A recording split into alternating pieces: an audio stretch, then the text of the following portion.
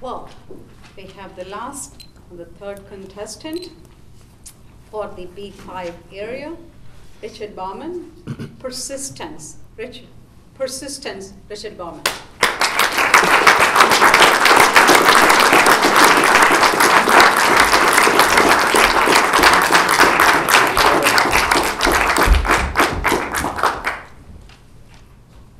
Madam Toastmaster, fellow Toastmasters.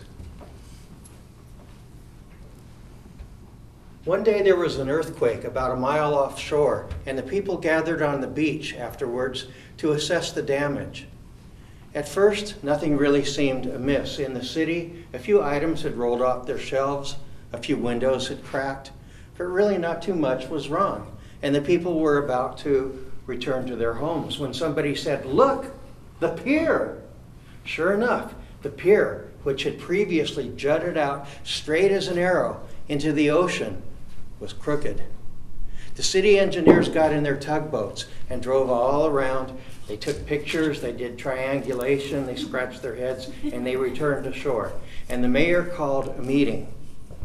And the chief engineer said, "It does not look good. The pier has to be rebuilt." And the mayor said, "That is extremely expensive. I'm going to have to issue a city bond. We're going to be paying for this for 10 years. Are there any alternatives?" And the chief engineer said no, and all the engineers said no, except for Molly. You see, Molly had gone to one of the best engineering schools, and she also had an MBA. And she was not only technically very competent, she had a feel for the costs of managing engineering projects. She went into the basement of the city hall and studied the blueprints of the pier from when it had first been built decades before. And she saw that there were posts that stood on tracks on the ocean floor. And she got an idea. And she went back to the mayor and said, "I think I can fix the pier." And the other engineer said, "No way." And she begged and she said, "Give me a chance." So she went out on the boat with a sea hook.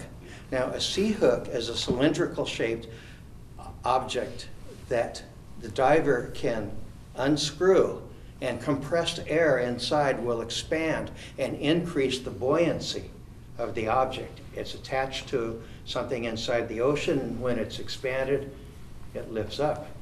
Now, Molly jumped over into the ocean with the sea hook, let it guide her down, and she got to the ocean floor. Now, one thing she had not taken into account was that the sand on the ocean floor was still filling the water from the earthquake, and she could not see her way around.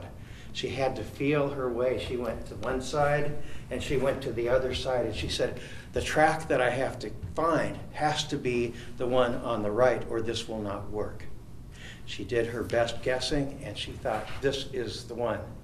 And she got on it, and she found the post and attached the sea hook to it and unscrewed it.